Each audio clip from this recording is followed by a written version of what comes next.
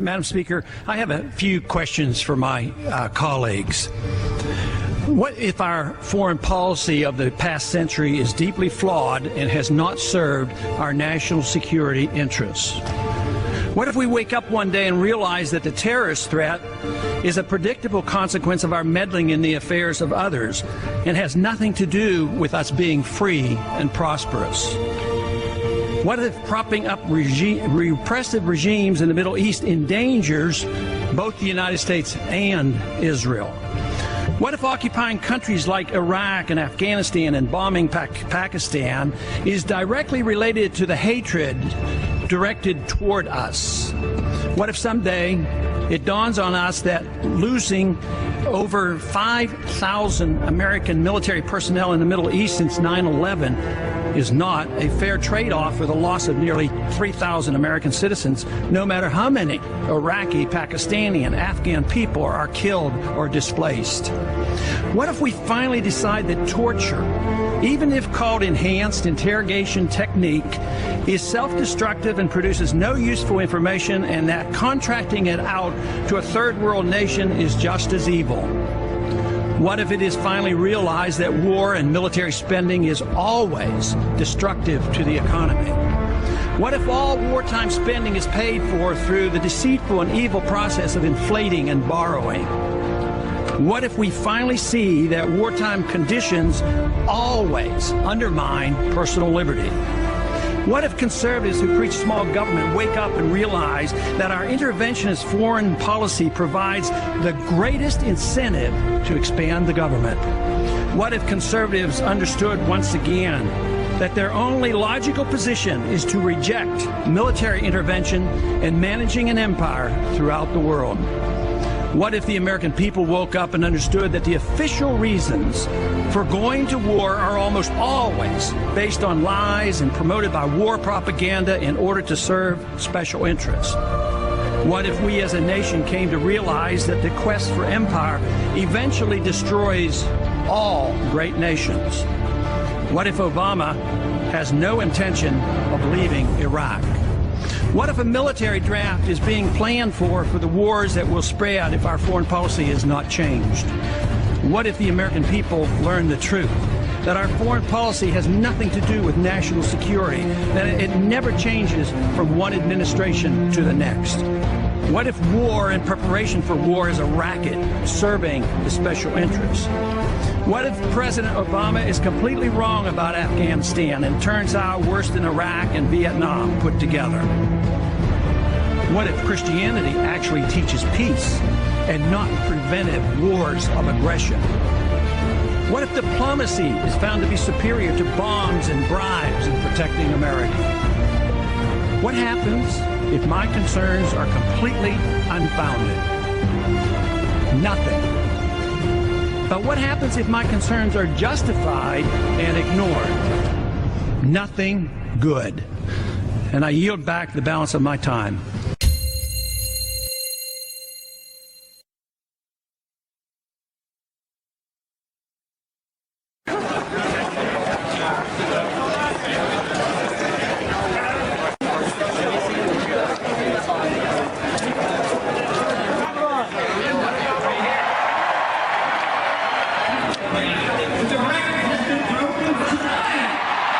Across the nation, there are 40,000 new laws passed. I'd like to be the first president to repeal 40,000 laws.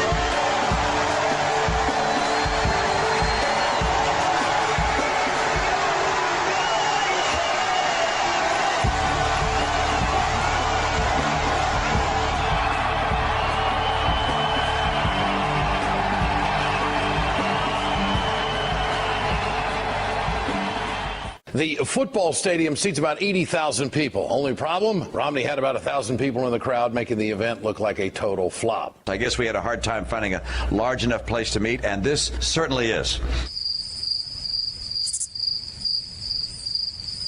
Romney's campaign couldn't even fill all the chairs in the audience. Ron Paul appeared before an enthusiastic crowd, and many in the crowd were young. That he is the only one who can win against Barack Obama. He's the only one with appeal to the moderates and independents. He's the only one widely supported by our troops. And he's the only one with the army of young supporters needed to win. The thought that the Iranians could pose an imminent attack on the United States is preposterous. There's no way. This is just this is just war propaganda. Continued war propaganda, preparing this nation to go to war and spread this war not only in Iraq but into Iran unconstitutionally. It is a road to disaster for us as a nation. It's a road to our financial disaster if we don't read the Constitution once in a while. Around the horn, Congressman. A new CNN poll out today shows the Texas congressman in a statistical tie with President Obama if they were to face off in the general election today. Now, this is pretty amazing. It comes after Paul finished a strong second in New Hampshire last week. Ron Paul, not going anywhere. Ideologically pure and tough as nails.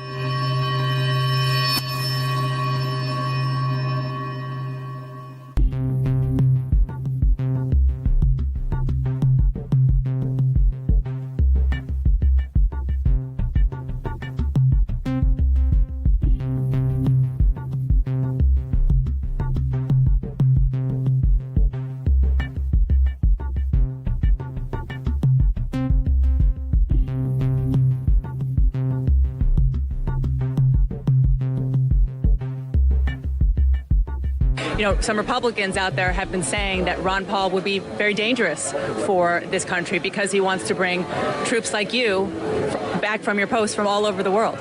Well, I think it would be even more dangerous to start nitpicking wars with other countries. Someone like Iran, Israel is more than capable of. All right, we just lost our tech connection, unfortunately, with Dana. Dana, stand by if you can hear me. We're going to get back. You want to go to Kenny Crowley over at Mitt Romney headquarters. People are beginning to fill up that room over there, Kenny. I mean, if you look, somebody told me, from this last debate, I thought I did rather well. And they went down the number of times they mentioned the other three candidates in the review of the debate. And it was, like 80, 90 times, depending on which it was. I was mentioned one time in all the discussion of the debate after it was over. Right. Now, you might argue I didn't win, or some people argue that I did. You had the juice. But it deserved more than one mention on all the stations. Somebody went and added these all up. Thank you, so what's going on here? You're in this media business. I'd like to know exactly how that comes about. I had a printout of how many hours. So now with Peleni dropping out, Rick Perry dropping in, and Michelle Bachmann and Ron Paul dominating the Ames straw poll, we got ourselves a race. We have a top tier. It is Mitt Romney, Rick Perry, and Michelle Bachmann. We have a new top tier, and it's Perry, Mitt Romney, and Bachmann. There's now a top tier in this race, at least for now, of Romney, Perry, and Bachmann. I mean, I think that's fair to say. Really fair to say? You're not forgetting, I don't know, anyone, say an ideologically consistent 12-term congressman who came within less than 200 votes of winning the straw poll? Isn't anyone going to give that gentleman a little love? There's a top tier now of Bachmann and Perry and Romney, and, we haven't mentioned, and we should. Thank you. We haven't mentioned, and we should, Rick Santorum, who did really surprisingly well for the amount of money and resources he had. And by the way, this pretending Ron Paul doesn't exist for some reason has been going on for weeks. A new Gallup survey showing Rick Perry running second to Mitt Romney, knocking down Iowa favorite Michelle Bachmann to fourth. Behind who? Fourth behind who? How did Libertarian Ron Paul become the 13th floor in a hotel?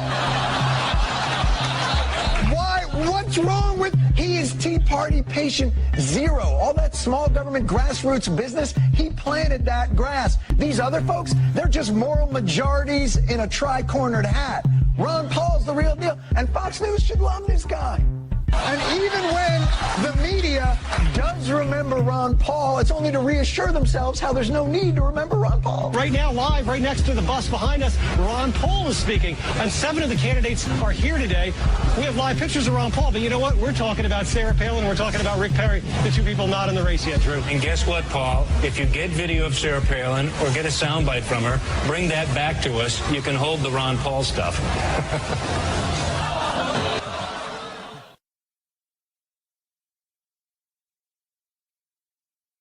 Okay, let's look at the numbers. Here are the favorable, unfavorables right now on the Republican frontrunners. Gingrich, 63% unfavorable, 25% favorable. Look at that spread. Romney, 54% unfavorable, 34 favorable, 20-point spread there. Santorum, he's relatively okay. 38% unfavorable, 32% favorable. He at least, well, he doesn't have a positive, but he does have a bad negative. That's pre-kitchen sink.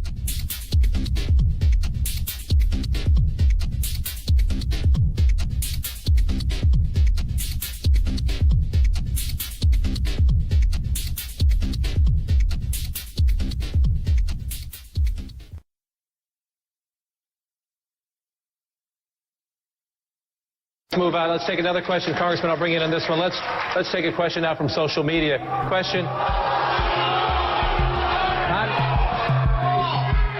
Before we move on, you want in on this issue? They want you in on this issue. Would you like in on this issue?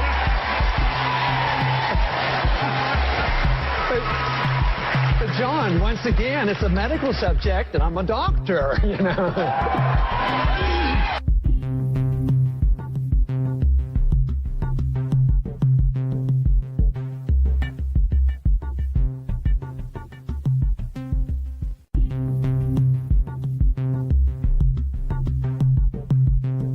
I mean, you've been answering a lot of questions lately about the newsletters that were published under your name, and some of the things contained in them were conspiracy theories. Some of them are considered racist, and you've disavowed them completely.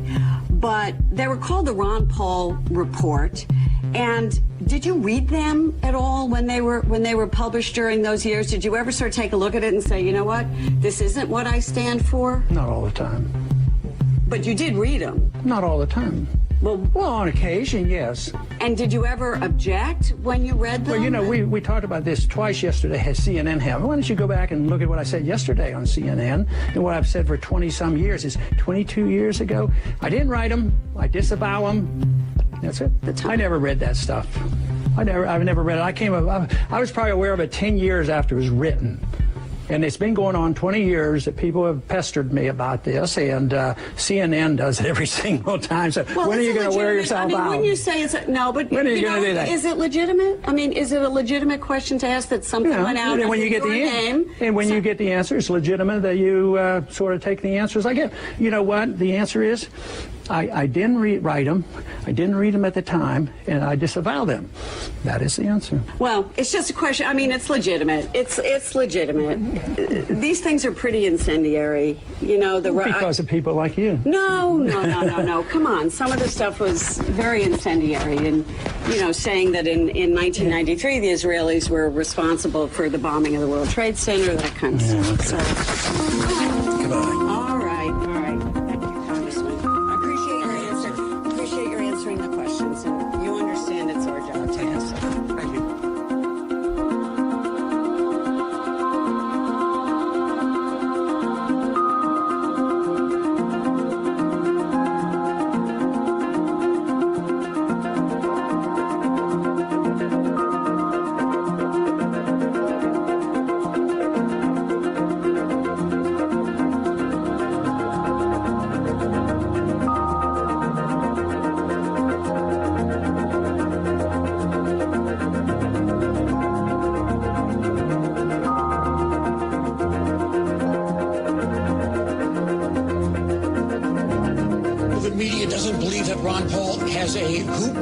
Chance of winning the Iowa caucuses, winning the Republican nomination, or winning the presidency. So we're going to ignore it.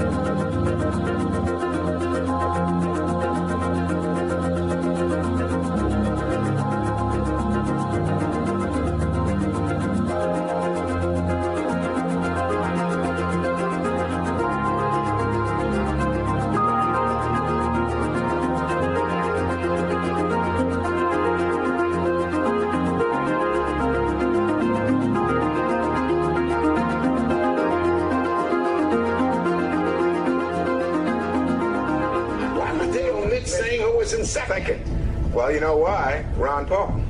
What do you think that is? I think it's two things. I think one is some people don't want to hear the message because it's a threat to them, because I'm a threat to the establishment. Some, though, just flat out, they don't understand what freedom is all about. Is Ron Paul being ignored by the media? 97% of you said yes, he is. 3% said no. Ron Paul makes a lot of sense, and more people ought to listen to him. But is there a media bias against him? Just from the media's point of view, isn't he good for the media? It's because he is such an extraordinary candidate that the mainstream media doesn't pay attention. There is one candidate who has been largely ignored by the mainstream media. Shame on us. He deserves more attention from us than he's getting. Congressman, your libertarian views are certainly somewhat unconventional, but they have picked up growing support in this race. I'm fascinated with your word unconventional. Isn't it strange that we can apply that term to freedom and liberty and the Constitution, limited government is a balanced budget? You're proposing this unconventional idea of government. It's time we quit this. It's time. It's trillions of dollars we're spending on these wars.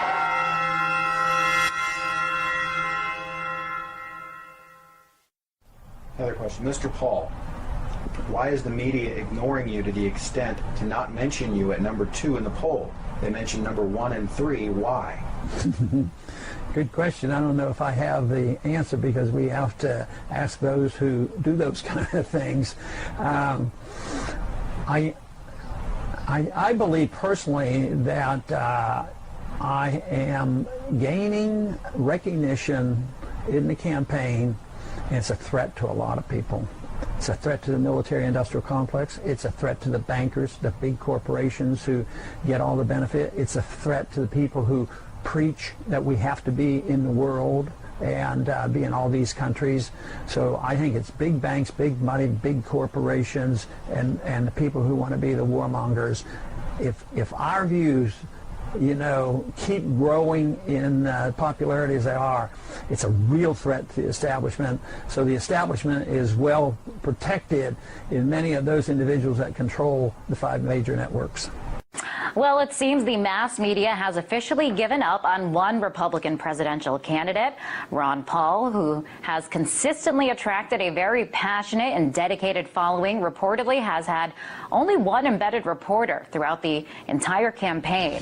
And now he apparently has none, because MSNBC pulled the sole embed off the bus. And this proves that for mainstream reporters, Ron Paul just isn't worth their time. Now, when you see video of Paul, he usually is swarmed with a very energized fan base, yet he hasn't won a single caucus yet. And this has the candidate raising suspicion. Because sometimes we get thousands of people like this, and we'll take them to the polling booth, and we won't win the caucus. So, a lot of our supporters are very suspicious about it. But the straw votes have been very confusing. I mean, you've probably read in the paper about what happened up in Maine. I mean, there's just a lot of confusion. They said, well, let's have a recount. They said, well, we can't have a recount. They just write these numbers down on pieces of paper, and we throw them away afterwards. So it's that kind of stuff that makes you suspicious.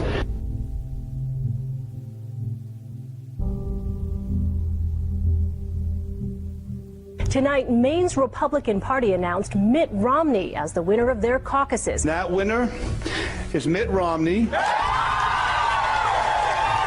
What the headlines haven't told you is that what happened in Maine is the messiest caucus Republicans have had so far. Certain residents in 3 of Maine's counties are being treated right now as if they do not exist. The numbers that the state GOP in Maine are reporting are, according to caucus chairman, incorrect. Kennebec County did vote as they were supposed to last week, but their vote total, as you see here, shows up as a 0 in the Republican Party's official results. Washington County postponed their caucuses on Saturday because of a snowstorm they expected to hit the area. There's a lot more than what you said. The man who canceled it was a Mitt Romney supporter, and the snowstorm he predicted didn't happen. Then there's Waldo County. Even though nearly all Waldo County towns held caucuses on February 4th, here's how most of Waldo County's votes. Look in the official Republican Party's results list. 0 votes. Waldo County, where voters from 18 towns gathered for municipal caucuses. I talked with Matt McDonald, a pastor of a small community church in Belfast. He was nominated as the chairman of the Belfast caucus. The state instructed the chairman to not read any of the votes aloud, and instead to send them directly to Augusta. McDonald made a motion to have the votes read aloud at the caucus, and it passed unanimously. The vote was 8 for Ron Paul, 7 for Rick Santorum, 5 for Mitt Romney, and there were 2 undecideds. No results have been posted from the Belfast caucus. The lady on the line said that she had received our tallies, our votes, but hadn't recorded them online yet, and she said Romney with 9, Rick Santorum with 5, Ron Paul with 2. Well, of course, those were not the right numbers, and I told her. And she said, well, those are the numbers we have. You see, dozens of towns on the GOP site are listed as if no one voted, including in Waterville, Maine, home to 15,000 people. We contacted the Maine Republican Party today to find out what the heck happened to all of Waldo County's votes. So far, we have not heard back. The margin of victory for Mitt Romney in Maine was 194 votes. That's called a hair. On every occasion, the votes that were lost were Ron Paul votes. In one case, the votes were actually transferred from paper to electronics, and the lady doing the transfer was a Mitt Romney person. Remember what the establishment said about Reagan? He's radical and out of touch and dangerous. It's the same thing the establishment now says about Ron Paul. What's so dangerous about him? He wants a return to the Constitution. And though the Constitution is our founding document and embodies our first principles of limited government, sound money, and personal freedom, we've drifted so far from it that a return to those principles would indeed mean substantive change to the government. The only danger Ron Paul represents is to the establishment that fears its own loss of power. We've drifted so far, drowned so deep in debt, lost so many of our rights, fought so many fruitless wars, that if we don't rock the boat now, we may end up sinking. What's your plan for tonight? Tell the truth. I've been in politics for 35 years. My cause has been the cause of liberty.